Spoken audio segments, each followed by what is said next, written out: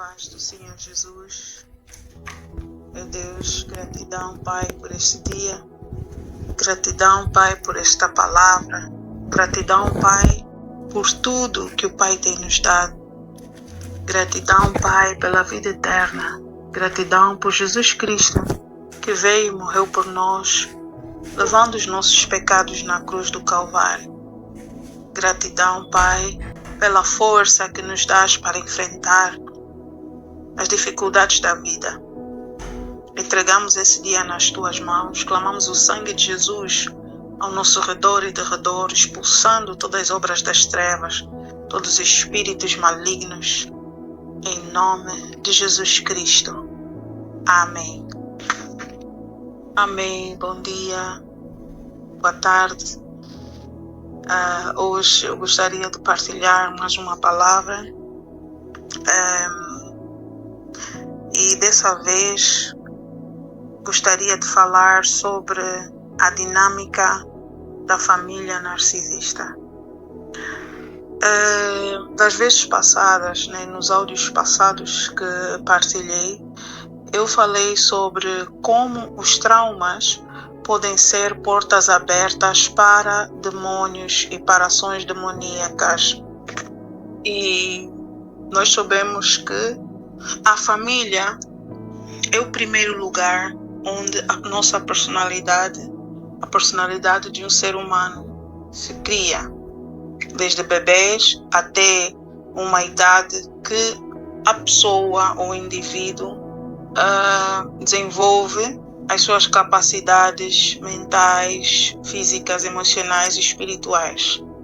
Então, qualquer trauma, qualquer coisa má que acontecer dentro de uma determinada família, o indivíduo ou a pessoa que cresce naquele meio familiar, se não conseguir lidar com os traumas ou não for feito uma terapia, aquilo afeta a vida adulta, afeta a vida emocional, afeta a vida espiritual e afeta outras áreas também sociais. Então é muito importante lidar com os traumas. Nos áudios passados falei sobre a importância de nós reconhecermos certos traumas nas nossas vidas, fechar as portas espiritualmente, fazendo orações, se libertar de mágoas, liberar perdão se for possível, as pessoas que nós temos que liberar perdão. E quando estou a falar liberar perdão, não é, quando falo em liberar perdão, pode ser que as pessoas não estejam presentes. O perdão que é liberado começa de ti, da pessoa que é lesada.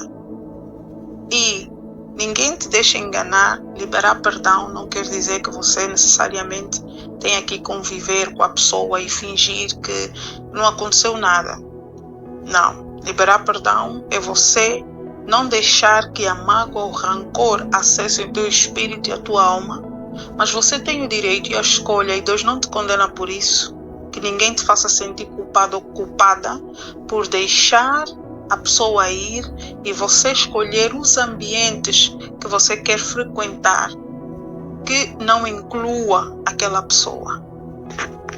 Não é por mágoas, mas pode ser que você queira proteger a tua sanidade mental. Isso é teu direito, porque antes de nós amarmos os outros, a Bíblia diz que amai o próximo como a ti mesmo. Então, se você protege as outras pessoas, você também tem que se proteger mentalmente. Você tem que escolher os ambientes que te fazem bem. E você pode escolher não estar em ambientes que te fazem mal. Isso é se amar. Assim você estará em condições de amar outras pessoas. Aquele amor que só é para os outros e você não tem o amor próprio, então não é um amor correto. É um amor falso, que fará você ser abusado, abusada, e as pessoas irão se aproveitar para passar das tuas fronteiras. Então é muito importante nós sabemos dessas coisas, porque há certas atitudes que as pessoas ao nosso redor ou num seio familiar, as pessoas vão ter contigo e você vai achar, por não saber que aquilo é errado, vai achar que é algo normal, um comportamento normal. Amanhã você se torna um adulto, uma adulta, és inserido na sociedade e começas a ter traços daquele comportamento, né, que foi adquirido durante o teu crescimento. Aquilo que você acha que é normal, você como adulto, adulta, começa a perceber que não era um comportamento normal. E muitas das vezes você já carrega lesões que só Deus tem a capacidade de curar. Traumas que vão influenciar nas tuas escolhas diárias, traumas que vão influenciar e tem a capacidade, se você não for cuidadoso, cuidadosa, capacidade de destruir o teu destino que Deus escreveu com muito amor. Então é necessário reconhecer certos padrões, é necessário você saber que antes de você amar alguém, Deus quer que você se ame, e este amor próprio vai te fazer reconhecer que você também precisa de espaço, que você é merecedor ou merecedora de amor e que você não pode ser tratado ou tratada de qualquer jeito pelos outros em nome de ser passivo ou passiva. E muitas das vezes em famílias narcisistas, eles exercem um determinado controle e manipulação ao ponto de fazer você aceitar coisas que, se você tivesse com a tua sanidade mental em condições, você não aceitaria. Então eu gostaria de desenvolver um pouco mais esse tema e no fim fazer uma oração. Se você perceber, der conta que alguns padrões que eu vou citar aqui, você encontra na família, na sua família de origem, é muito importante você fazer orações, você ficar informado de algumas coisas, informada, para poder se cuidar e poder se levantar, porque o estrago mental, espiritual que esse tipo de famílias exercem sobre o indivíduo é fatal. Primeiro, gostaria de definir em poucas palavras o que é o narcisismo. O narcisismo é o excesso do valor do eu. É uma forma, né, que a pessoa torna-se obsessiva por si própria, pondo-se sempre em primeiro lugar, as suas prioridades físicas, emocionais, espirituais em primeiro lugar, acima de todos. Não importa se é filho, não importa se é mãe, não importa se é quem. Primeiro está ele ou ela, e ele, ela até o fim. Pessoas que têm esses traços narcisistas preocupam-se muito com a autoimagem. É uma preocupação excessiva com a autoimagem física, a autoimagem social, e normalmente eles apresentam uma máscara, não são pessoas genuínas. O que eu quero dizer é que o que eles são fora da sociedade não é aquilo que eles são nos bastidores. Apresentam uma máscara e com essa máscara as pessoas vão normalmente se focar naquilo que essas pessoas apresentam. Não gostam de... quando ajudam os outros, eles têm sempre umas terceiras intenções. São pessoas que tudo que elas fazem, até ao ajudar, são meticulosas, calculistas, altamente calculistas naquilo que fazem, porque eles sempre querem tirar proveito das situações. São pessoas altamente manipuladores de uma forma excessiva e que normalmente te fazem questionar sobre a tua própria realidade. Olha o perigo.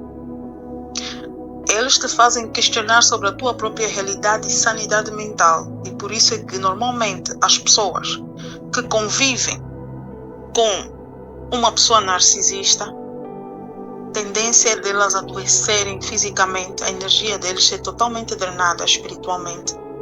Sentem-se cansadas porque os narcisistas querem constantemente validação. Eles querem constantemente atenção. Eles querem constantemente que tudo gire em torno deles. E é altamente desgastante. Como eu falei, por se preocuparem muito com a imagem, eles amam fotos. Eles amam fotos, tiram-se fotos constantemente sobre si próprios. E eu vou te dizer, na sociedade em que nós vivemos hoje, onde há telemóveis que você pode virar a câmera como um espelho para ti próprio, para ti própria, isso é uma arma para os narcisistas. Eles podem postar não sei quantas fotos por dia nas redes sociais para fingirem uma realidade que não existe. São pessoas que, se tiverem oportunidade, eles só vão se dar com pessoas grandiosas, pessoas que têm fama, pessoas que têm dinheiro. Normalmente eles gostam de estar sempre bem vistos na alta sociedade. E se uma pessoa com esses traços narcisistas se der com alguém que tem menos dinheiro, é porque ele ou ela viu alguma coisa nessa pessoa que ele ou ela vai tirar vantagem. É extremamente perigoso você lidar com uma pessoa assim, sem você reconhecer e sem você se inteirar de que isso realmente é. E principalmente se você cresceu num tipo de família onde você acha que aqueles comportamentos eram normais e depois você, ao ser adulto, você vê que algumas camadas do teu ser foram afligidas e fragilizadas. Muito importante falar sobre isso, porque hoje existem muitos adultos que sofrem calados, outros tu notas no comportamento, na maneira de ser, que alguma coisa, no passado foi como uma ferida profunda para essas pessoas, e que, como a nossa sociedade, principalmente em países assim como a África, uma pessoa, quando falam em psicólogos, eles começam logo a pensar que a pessoa que quer ter um psicólogo está maluca ou tem algum problema psíquico. Então isso faz ainda com que as suas vítimas, as vítimas de famílias narcisistas, com que as suas vítimas não consigam obter uma ajuda rápida.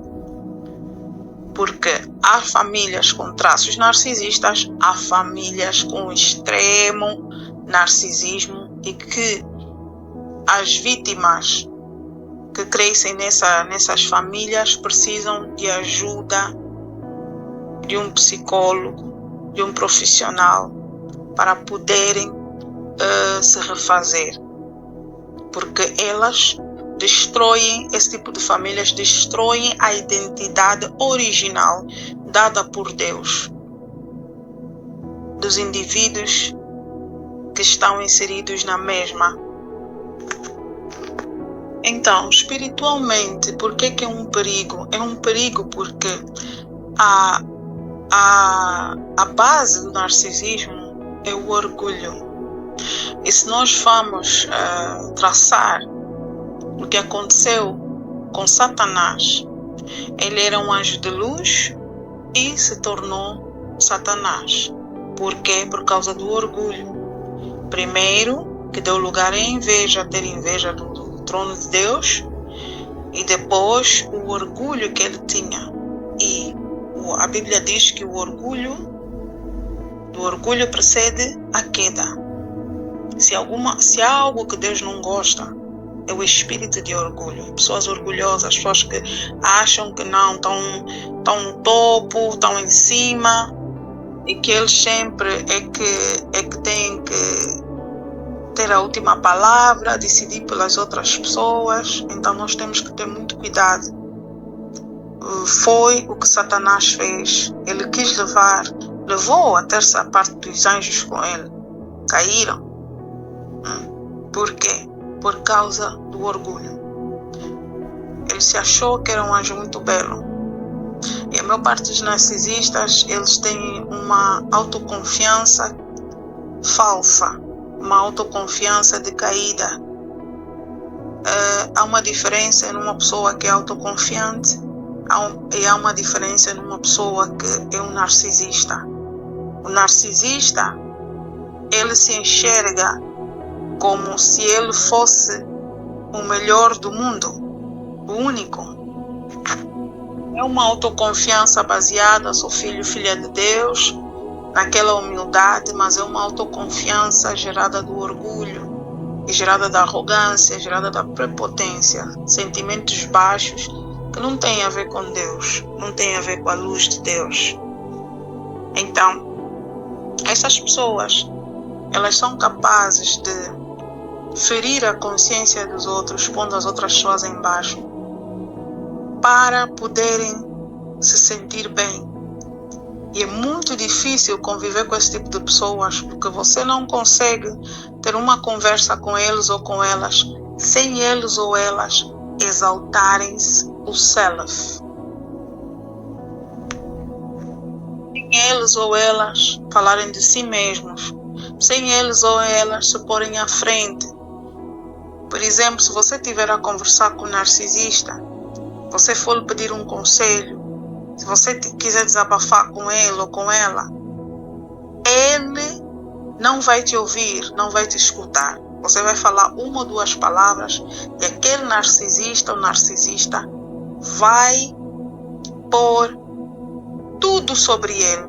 Quando você dê conta, a conversa do desabafo não é sobre você, mas é sobre a pessoa.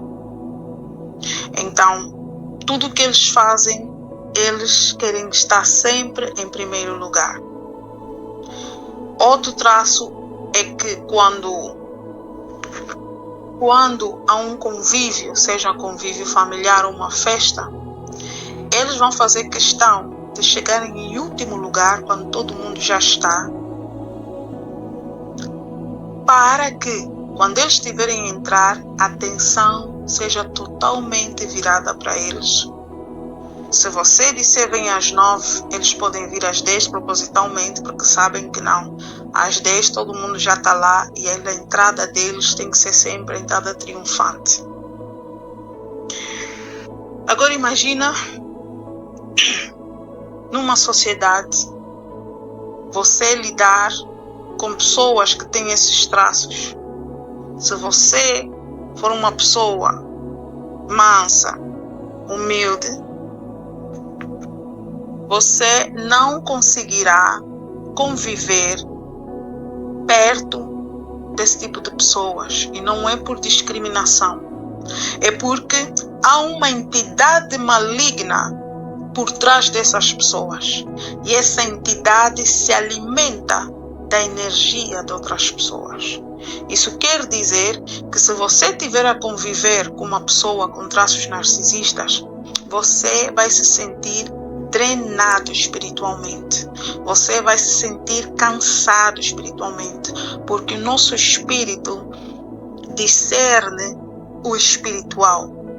Então, por trás dessas pessoas, elas podem não dar conta, mas há uma entidade diabólica que quando você convive com elas, para eles conseguirem manter tato contigo, como o teu espírito, quando você é uma pessoa humilde, o teu espírito está mais conectado com Deus. E quando eu estou a falar humildade, eu não estou a me referir humilde de pobreza, estou a referir humilde de espírito, que você não é aquela pessoa que vem se exaltar, você quer o bem dos outros, você quer que todos vivam em paz, você busca sentimentos nobres na vida, sabe? Não é aquela pessoa que quer ver os outros a sofrer para se sentir bem. Então, se você for uma pessoa assim, você tiver a conviver com uma pessoa com traços narcisistas, uma pessoa narcisista, você vai se sentir extremamente sugado na sua energia vital. E você vai chegar a um ponto da sua vida que você vai ter que sair por perto. Agora imagina você, uma criança que ainda não está numa idade tenra, ainda não consegue discernir bem o que é o que não é, conviver num ambiente hostil desses. A criança, as primeiras lições que lhes são dadas de amor, de respeito, é dentro de um ciclo familiar. Então, se ele ou ela conviver com uma família deste gênero, as pessoas que estão acima, que eles vai chamar encarregado, encarregada de educação, tiverem esses traços, o comportamento abusivo vai ser visto como algo normal. Então, essa pessoa vai crescendo assim. Amanhã, se não for corrigido ou corrigida, se ele não perceber ou ela não perceber que aquela é uma dinâmica errada, amanhã este homem, esta mulher é inserido numa sociedade e começa a ter o mesmo comportamento. Resultado, por quê? Porque muitos deles só vão descobrir que é errado quando conviverem com outras pessoas fora daquela dinâmica abusiva. Então, amanhã, quando começarem a conviver com pessoas de fora, as pessoas de fora vão começar a se afastar, porque nem todo mundo aguenta. E é aquilo que eu disse, quando você convive com uma pessoa narcisista, a tua energia é totalmente drenada. Então as pessoas começam a sentir aquela drenação, começam a dar conta, oh, essa pessoa está sempre voltada para si própria, então afastam-se. Resultado, muitos deles ou delas não percebem que estão doentes e precisam de uma cura emocional e espiritual. Eles começam a pensar que não, ou ninguém gosta de mim. Por quê? Porque foi aquela base que eles aprenderam. E eles achavam que aquilo era como tinha que ser, e algo normal. Então, quando as pessoas começam a se afastar, eles começam a se sentir lesados. Muitos não aguentam, porque só conheciam aquela dinâmica e acabam por se suicidar. E por isso é que eu estou a falar sobre isso. A quem esse áudio chegar, para perceber quão grave é a dinâmica de uma família narcisista. Se você der conta que realmente você conviveu num tipo dessa família, num tipo de dinâmica dessas, e você der conta de algumas coisas que eu vou falar aqui, por favor, ore, não desista de si próprio, de si própria, e peça a Deus, para intervir na tua vida, para que este mal não passe para as próximas gerações, porque é um demônio, é uma entidade maligna que possui as pessoas, e se não for cortada, ela estraga gerações e gerações. Quais são algumas coisas, alguns caráteres? Por exemplo, vou começar a descrever na infância a dinâmica de uma família narcisista, pai, mãe, irmãos. O que você pode encontrar numa família narcisista, durante a infância dos filhos? Número 1, desleixo, desleixar os filhos. Número 2, fazer distinção entre os filhos, ter aqueles filhos preferidos, aqueles que têm mais atenção, aqueles que têm mais regalias. Mas não devia ser assim. O amor de Deus é um amor incondicional, e o amor dos pais se assemelha um pouco ao amor de Deus. Não tanto, mas se assemelha um pouco ao amor de Deus, porque os filhos não pedem para nascer e eles esperam, aquele cuidado. Eles olham para os pais como a única, quando são pequenos, a única pessoa que eles confiam, porque são as primeiras pessoas que eles conhecem, né? E um bebê, ele sente conforto, né, nos pais. Uma criança sente conforto ao estar com os pais, e é traumatizante quando eles começam a perceber que aquelas pessoas que eles deviam confiar são totalmente o contrário. Então é algo que fere a alma das crianças, e à medida que eles vão se tornando adultos, se aquilo não for curado, tornam-se pessoas muito frágeis. Outros podem se tornar pessoas super agressivas, antissociais, pessoas sem compaixão nenhuma pelas pessoas, e isso é muito triste. Algumas pessoas que vemos, muitos que vão parar em prisões, que cometem muitos crimes, foram criados com pais abusivos, pais narcisistas, sem compaixão nenhuma. E isso é muito triste. Outra coisa que você pode, outra característica que você pode ver numa família narcisista é exigirem dos filhos que os filhos em idade pequena tomem responsabilidades, que os filhos tomem responsabilidades que não cabe a uma criança pequena. Que os filhos tomem responsabilidades, às vezes por coisas que os próprios pais deviam fazer. Então, o que faz? Isso choca a realidade da criança, porque uma criança pequena, ela deve brincar, se redescobrir e fazer muitas coisas da idade dela ou dele.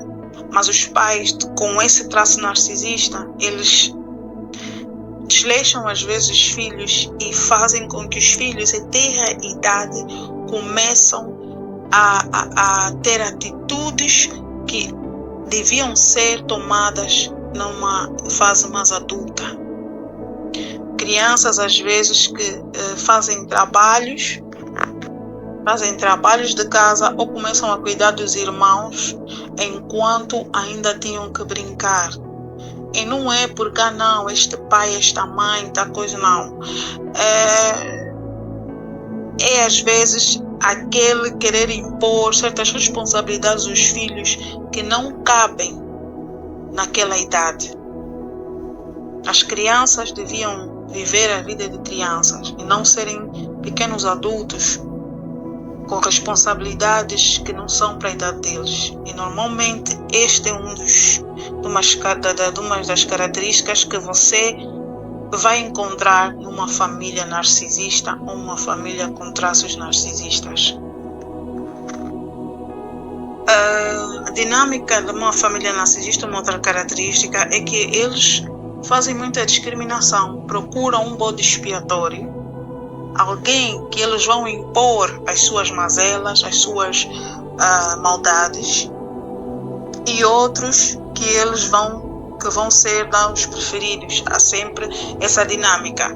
Uns são preferidos, outros não são preferidos, e os que não são preferidos são impostas coisas neles, cargas diabólicas que não são deles.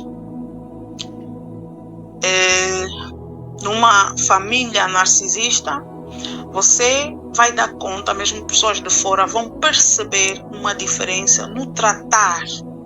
Podem ser, por exemplo, 6 filhos, um ou 2 filhos vai ter mais atenção, vai ter mais regalias e vai lhes ser permitido fazerem coisas que os outros que não têm essas regalias não podem fazer.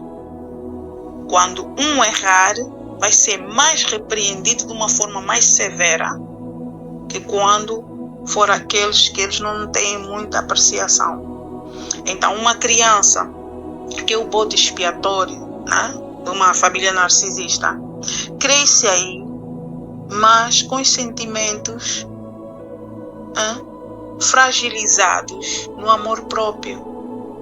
Porque a criança começa a se questionar, mas como é possível esta aqui recebe tratamento diferente do que eu?